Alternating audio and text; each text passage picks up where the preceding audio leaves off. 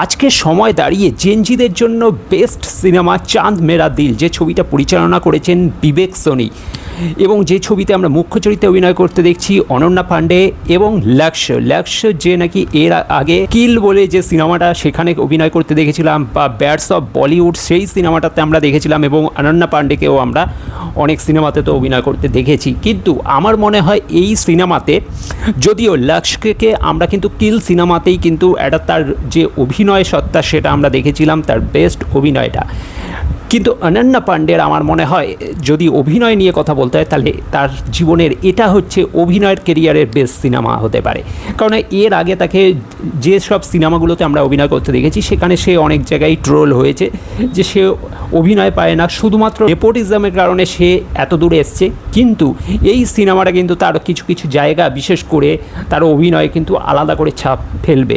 তো বহুদিন বাদে কোনো বলিউড সিনেমা দেখে মনে হলো যে বলিউড কিন্তু এখনও সেই পুরনো জায়গাতেই আছে।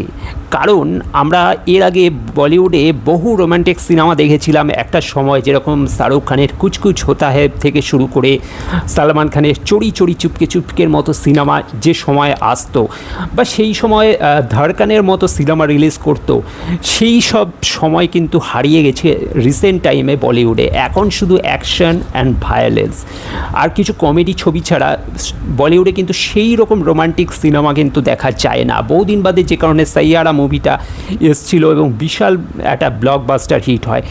কিন্তু আমার মনে হয় কোথাও গিয়ে সাইয়ারাতে যে সিনেমাটা আমরা দেখেছিলাম তার থেকেও বেটার সিনেমা কিন্তু এই চাঁদ মেরা দিল, যে সিনেমাটা হয়তো সেভাবে প্রচার পাচ্ছে না বা সেইভাবে হাইপটা নেই এই সিনেমাটাতে, কিন্তু এটা অবশ্যই সেই পুরনো দিলওয়ালে দুলহানিয়া লে যায়েঙ্গে বলো বা পুরনো কুছ কুছ হোতা হ্যায় বলো, ধড়কন বলো, ওই সময়ের যে গোল্ডেন মেমোরি বলিউডের, সেই সময়ের বলিউডকে কোথাও গিয়ে ফিরিয়ে আনবে এই সিনেমা। কারণ এই সিনেমার মধ্যে যেরকম রোমান্স রয়েছে, যেরকম ইমোশন রয়েছে, তেমনি এর মধ্যে সেই চাইল্ডিশ যে লাভ স্টোরি সেটা রয়েছে, যেটা কিন্তু সাইয়ারাতে কোনো অংশে আমি খুব একটা পাইনি, সেখানে ফিল করিনি। কারণ সেই ছবিটা কোথাও গিয়ে আমার মনে হয়েছে একটু বেশি আপগ্রেড করা হয়েছিল, কিন্তু এখনও কিন্তু মানুষজনের মধ্যে সেই 90s কিডস যারা রয়েছে তারা খুব বেশি করে ফিল করবে।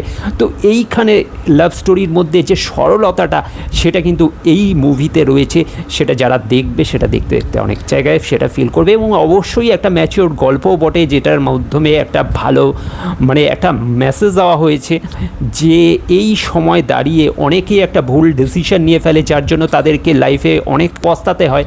তো সেই রকম ডিসিশন নেওয়ার আগে চিন্তা করার জন্য কিন্তু বিশেষ করে এখনকার জেনজি জেনারেশনকে একটা ভালো মেসেজ দিয়েছে মুভিটা।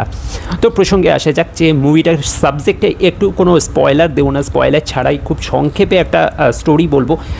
যে এই মুভিতে আমরা দেখছি দুটো চরিত্র, আরব এবং চাঁদনি, যাদের মধ্যে প্রেম হচ্ছে, যারা একই ইঞ্জিনিয়ারিং কলেজের স্টুডেন্ট, এবং সেখান থেকে প্রথম দেখা। এবং আমার সব থেকে একটা জায়গায় খুব ভালো লেগেছে যখন নাকি ওই ড্রেস ম্যাচ করে প্রতিদিন সেই জন্য নায়িকাকে লুকিয়ে দূর থেকে ফলো করা বা স্টক করা, এবং সেইখান থেকে দাঁড়িয়ে সে কী ড্রেস পরছে সেইটা প্রতিদিন ম্যাচ করে নায়কের পরে যাওয়া, এবং সে ভাবছে যে নায়িকা কোথাও গিয়ে দেখছে না, কিন্তু সেও কিন্তু ফলো করছে।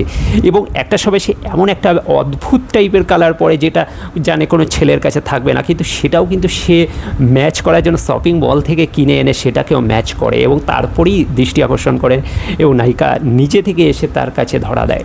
তো ওইখানে বেশ একটা টুইস্ট রয়েছে, একটা কমেডি রয়েছে, এবং তারপরে তাদের মধ্যে যে প্রেম সেটা শুরু হয়, তারপরে লাভ স্টোরি এগোবে।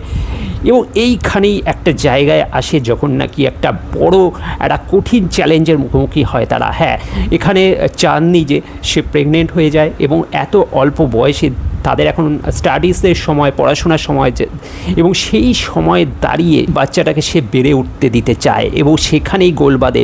ফ্যামিলির সাপোর্ট ছাড়াই তারা দুজন মিলে কিভাবে এবার সেই যে স্ট্রাগলটা সেটা দেখানো হয়েছে, এবং কিন্তু তারপরই একটা সমস্যা তার সম্মুখীন হয়, একটা ঝামেলা সৃষ্টি হয়। তারপরে দুজনের রাস্তা ভিন্ন হয়ে যেতে দেখা যায়, কিন্তু তারপরে তারা কি আবার একসাথে হতে পারবে, কি হবে তাদের পরিণতি, এই বাচ্চাটারও বা ভবিষ্যৎ কি, তাদেরও বা ভবিষ্যৎ কি, যেখানে তাদের নিজেদের লাইফ সেটেল করার সময় সেখানে তাদের মধ্যে আর একটা তৃতীয় ব্যক্তি সেই বাচ্চাটা, তো সেইখানে দাঁড়িয়ে এই বাচ্চাটাকে রেখে তারা কি তাদের নিজেদের লাইফকে সেটেল করতে পারবে, এই নিয়েই কিন্তু চাঁদ মেরা দিলের গল্প। খুব সুন্দর একটা ম্যাচিওর গল্প, যেখানে নাকি টিনেজ বয়সে এরকম ভুল অনেকেই করে ফেলে, তো সেই রকমই কিছু মেসেজ পরিচালক দিতে চেয়েছেন এই সিনেমার মাধ্যমে। এবং এখানে আমি বললাম অবশ্যই দুটো ফ্রেশ কাপল জুটি, যদিও তাদের দুজনেই এর আগে অভিনয় করেছে কিন্তু তাদের বেশ মানিয়েছে। যদিও 27-এর অনন্যা পাণ্ডে এবং 30-এর লক্ষ্যকে আমরা এই যে ক্যারেক্টার দুটো প্লে করতে দেখছি, যেখানে মানে তাদের এখনও তারা অ্যাডাল্ট সেইভাবে হয়নি, তাদের পড়াশোনা মানে চাইল্ড বয়স, তবুও তারা তাদের চরিত্রকে কিন্তু বিশ্বাসযোগ্যতা ফুটিয়ে তুলেছে। এবং এই গল্পের মধ্যে একটা ফ্রেশ ভাইবও রয়েছে যেটা বেশ ভালো লাগে। এবং চাঁদ মেরা দিলের টাইটেল ট্র্যাক গানটা তো অসাধারণ। এবং এই গল্পের মধ্যে বেশ কিছু জায়গা রয়েছে বেশ খুনসুটি, যে তাদের মধ্যে যে কেমিস্ট্রি, সেগুলো অবশ্যই বিশেষ করে এই জেনারেশনে তো ভালো লাগবেই। তো অবশ্যই আমি বলবো যে যারা এই জেনারেশন আছো বা আগের যারা 90s সময়, যারা একটা সময় শাহরুখ খানের দিলওয়ালে দুলহানিয়া লে জায়েঙ্গে দেখে বড় হয়েছো, তারাও একবার চাইলে এই সিনেমাটা দেখতে পারো, তাদেরও কিন্তু খুব একটা মন্দ লাগবে না। কারণ আমি এটা কেন বলছি, কারণ সাইয়ারা মুভিটা যেরকম জেনজিদের খুব পছন্দ হয়েছিল, কিন্তু 90s অনেকেই রয়েছে যাদের খুব একটা ভালো লাগেনি, তারা কিন্তু তাদের সেই সময়টা ফিল করতে পারেনি, তার মধ্যে আমিও একজন ছিলাম। কিন্তু এই মুভিটা কিন্তু যেরকম জেনজিদের জন্য অবশ্যই ভালো, এবং পাশাপাশি 90s যারা রয়েছে তাদেরকেও কিন্তু অবশ্যই তাদেরও ভালো লাগবে এই মুভিটা। যে কারণে কিন্তু আমি বলবো যে এই মুভিটা কিন্তু সেই পুরনো ফ্লেভারটা রয়েছে, এবং পাশাপাশি এখনকার গল্পের একটা টুইস্টও দেওয়া হয়েছে। দুটো মিলিয়ে যেভাবে পরিচালক সুন্দরভাবে প্রেজেন্ট করেছে সিনেমাটা, তো অবশ্যই সবার জন্য একবার দেখা উচিত। তো তোমাদের কেমন, যারা দেখেছো অবশ্যই জানিও তোমাদের কেমন কি লেগেছে, আর যারা দেখোনি তারা অবশ্যই দেখো। আর ভিডিওটা কেমন লাগলো কমেন্ট করে জানাতে ভুলবে না, ভালো লাগলে লাইক শেয়ার করে দিও, চ্যানেলটা সাবস্ক্রাইব করে সাথে থাকো। Thank you.